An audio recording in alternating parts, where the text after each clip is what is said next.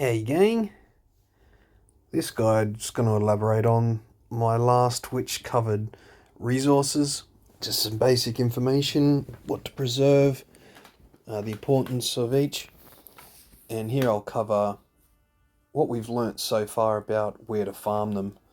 So, techniques and methods people are using. I'll start by going with dust, which is probably the most commonly farmed item.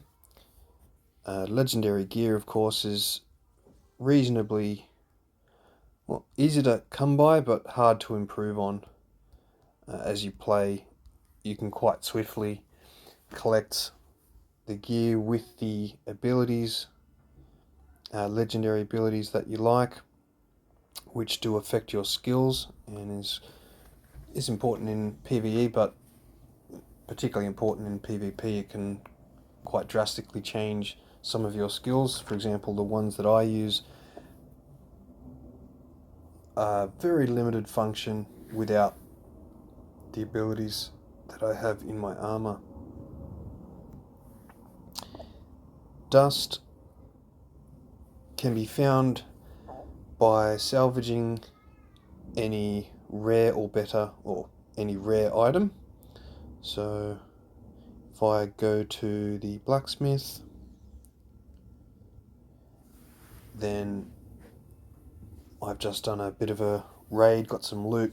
As an example, what I'll be collecting from that. Other places, the challenge rifts, as you progress through the tiers of challenge rifts, you can get quite a bit of dust. But again, that's a one-time thing. You don't get that for every time you complete a challenge rift. So given the significance of certain events and places for farming, myself, I've just slowly progressed. I haven't even pushed to the limit of the power level of my character at the moment. I do one a day at least, maybe a couple, just to sort of break up the farming of other locations. So here we will salvage. I'll be collecting only 6 dust, which means I've got 6 gold rare items, and 49, which will be a combination of normal and blue. 1 for normal, 2 for blue. I've managed to collect a few new pieces of legendary armor in my travels. And one thing I neglected to mention last time, which doesn't seem to have much significance, likely because there'll be higher drop rates for things in the alpha to get content out faster, but the items you get for salvaging legendary gear are glowing shards, and currently all the way up to 16, only 1 shard is required per level. So as you can see, I've already got enough to level 75 levels worth of gear, which I'll probably never use. So at the moment it's not a limiting factor at all. I imagine for the official launch they may scale the orb requirements more appropriately. So higher level rank gear, you'd imagine at certain points, particularly when bonus gear, bonuses are applied to your gear, it would certainly make sense to me that from that point onwards it would start to require more orbs per upgrade. So these bonus skills here. Now I'll have a quick look. None of my gear is particularly special, but every now and then I'll see if I've got something close enough to what I've got, but perhaps a better magic ability. I'd be inclined to swap the gear over.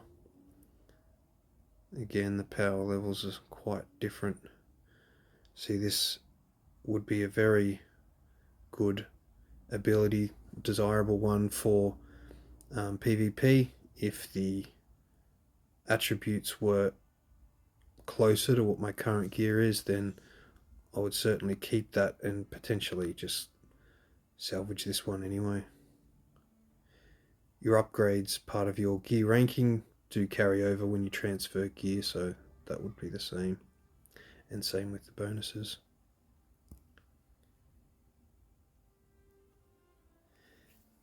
Now, other common places for farming dust is, just so I don't get killed being AFK, I'll go hill 2. So each map has various meta events. The event I just completed was in Ashwood Cemetery, the haunted carriage, which we call Cart. He spawns every half an hour, except for some reason at 11:30 PM.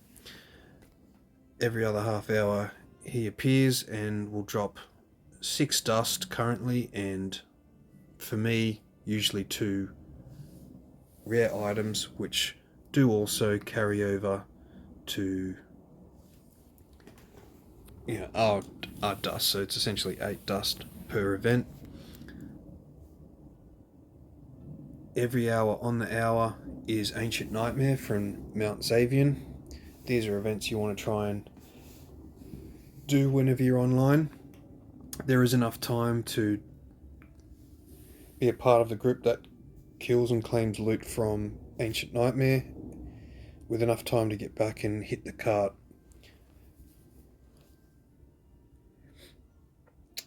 There are, of course, meta events in other places, all of which award decent amounts of dust. But between meta events, one of the most common areas is the Library of Zoltun. Here, the meta event is a boss that has a cooldown. So we'll travel here, and I'll also show an example of smaller events, quests, so to speak, that will spawn while you're on a map as an exclamation mark, and generally award 3 dust and potentially other loot as well. So for an example, one location for a frequently spawning event is down in this part of the dungeon. If you can invite someone to a party that you know to group farm them, it's much better. But there is a quest here that will spawn roughly every 5 minutes. Mobs will appear. A simple short quest as well. You kill the mobs, you get an award. Something you can do idle while chatting with mates, or just simply, doing something else, checking your phone every now and then. You're safe from spawning mobs. There's quite a few of these locations around on different maps, so do investigate events that are short, that you may be able to just idly camp and farm. And another aspect of this are pages that you will receive. So here we see I have one tome, and gives you information about how that works. Now Golem, Hydra, or Golem that spawn do drop quite a bit of loot, and the way that they work is everyone on that map will see it, so be careful once you use it. Look for its location on the map. If it does, you'll see a red is often here, or here, or here, places sort of at the extremities of the map, and anyone else that notices that event will be rushing there to at least get a hit on it. Anyone that gets a hit on it before it dies, same as cart, will get loot. So for example, if you're spawning that and then on your way and you pin your location for members of your guild or clan or friends, then it's good to just put a couple of hits and not kill it too fast, because anyone that's trailing behind following that link will get an opportunity to get some loot as well. And there is benefits to your mates growing at a faster rate as well.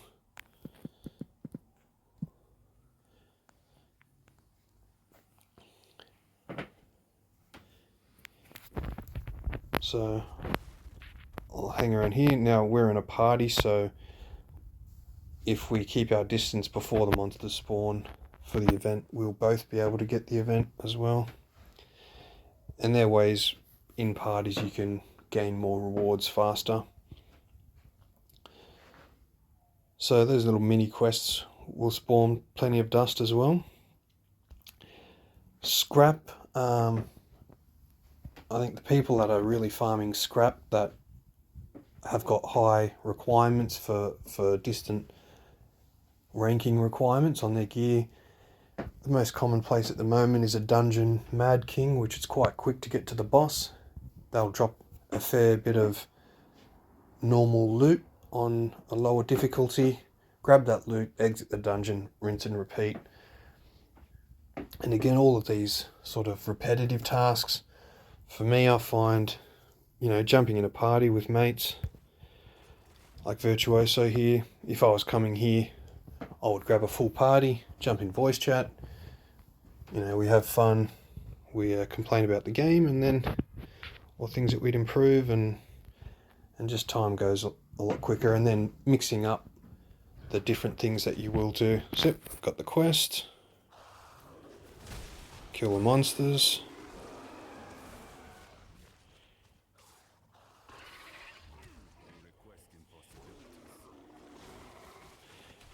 chest drops, 3 dust, 5 minutes later, same thing.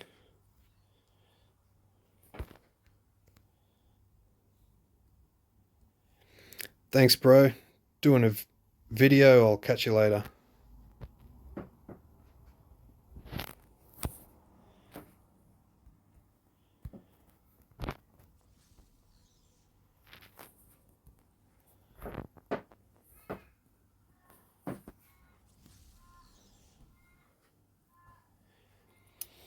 So that's dust.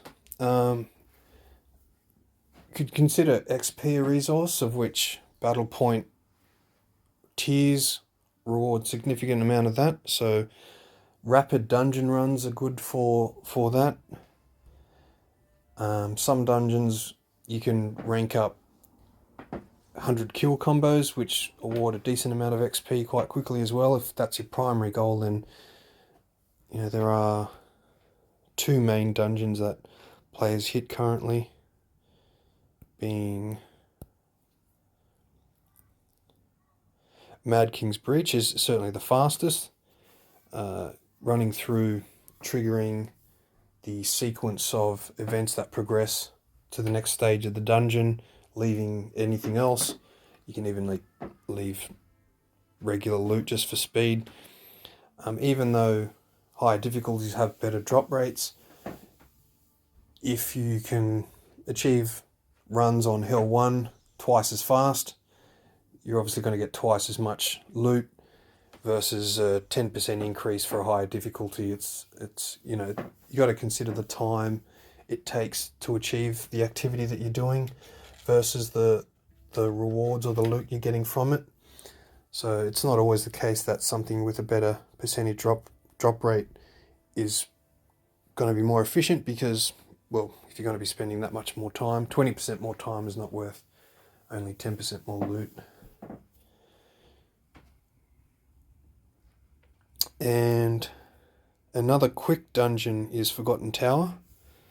Not a lot of animations slowing you down, so it's more time killing monsters, potentially grabbing a bit of supplementary resources, gold and dust and scrap, and enough locations where with a party of 4 it's fairly easy to maintain kill combos, of which a 100 kill combo will grant a significant bonus in XP.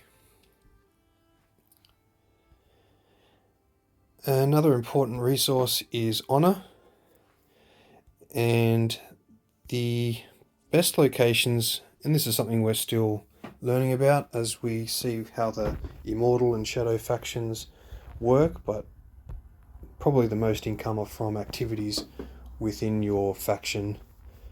There are other rewards around, but it's a fairly consistent supply. Once you get used to what your tasks and daily activities can be, you'll have an indication of how much you can earn per day based on how much time you spend playing.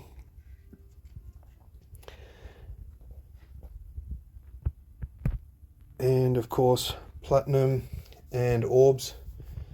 There'll be a a paying option to increase those resources, and I imagine there'll be some daily or weekly or some other benefit with a small amount of orbs as well, given that things like reforged stones can only be purchased with orbs. So I don't imagine they'd restrict that content to paid players only, so there must be a way that they will implement that for the free-to-play player base. Gems, which are also another source, which are another resource. They're a material for upgrading other gems as well as actually using or selling, which are all basically gained through Elder Rifts using legendary or rare crests, and the information will give you a better idea exactly how that works. No need to go into great detail there. You can also get normal gems in hidden lairs that are found across every map. I think there's probably 3 locations on each map, and those locations are the same. They tend to spawn every half an hour or so. I imagine the time for some are varied. We're still learning about the frequency and location of those, but certainly the ones that are, for example, on the way to meta events that you're already reaching, then it's worth going a little bit earlier to check out for events for a bit of dust, or for a hidden lair for some gems, and they also yield a reasonable amount of dust from the bosses and tasks that you can complete inside them. And last but not least, actual legendary gear. So we're still learning good places. Everywhere has a small chance of dropping legendary loot. I've had legendary loot literally drop from normal mobs, not just coloured elite mobs. And from that, there are also a couple of bosses that bosses generally, even in dungeons and things like that, have a better chance of dropping legendary loot. I heard someone mention recently that the red or orange bosses that would spawn randomly in a map, they used to have an almost guaranteed legendary drop rate, but apparently they're now more frequently, and the quality or the odds of quality drops has decreased, but all of that's subject to change for final release, I'm sure. There are 2 known bosses that in the world that can also at least be completed fairly quickly and easily once you're at a certain level, that are known for having decent legendary drop rates. One which we call Mentos, who is located here, and the other is the Helinquieri boss, which we abbreviate to LAS. And because you can fight him continuously, although it might not be, it's not super common for him to drop, because you can just repeat him over and over again. Many of the players I know that have quite good legendary gear, that's how they got it. But personally, I would rather shoot myself than spend more time than I had to doing that boring task over and over again. So here, Mentos will refresh, his tome will refresh every 30 minutes, and people will often post a link with a time as to how long he'll be. So if people are farming in another location, see the link posted in chat, they'll give themselves enough time to get here before he spawns. He will spawn, and depending on how many people arrive, can go down quite quickly. And especially early on in the game, before you get all of your gear that you need, he is a good source of early legendary loot. As you progress, you probably find just from dungeons and various other activities where you're killing bosses or running around the library when a red boss spawns, you're probably getting a decent enough rate of loot not to have to come back to Mentos. But I'll still come around to check out the action if someone posts a link. And of course the other boss is here. We go to Wrathborn, hit here, navigate, and this is one that you can just do over and over again. Many players, early players, will ask for a carry because they're not powerful enough yet to kill him, so it's always a good opportunity to perhaps get a legendary drop and help someone out at the same time.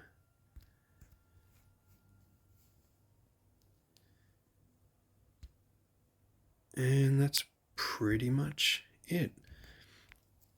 I will be elaborating on some of those activities, so probably give examples. Some of the future videos I'll be doing will be with parties of mates that jump in a voice chat, and we'll do some of these activities to demonstrate efficient ways of doing them. For example, how to trigger the progression events in Mad King to optimize loot farming, or battle point farming, whichever your purpose for that dungeon. And following that, I'll begin the class strategies and some of the PvP strategy videos for Battlegrounds. Vault activities, which both Shadows and Immortals is a little mini PvP event. And that's all for now. Thanks for watching. Have a good one.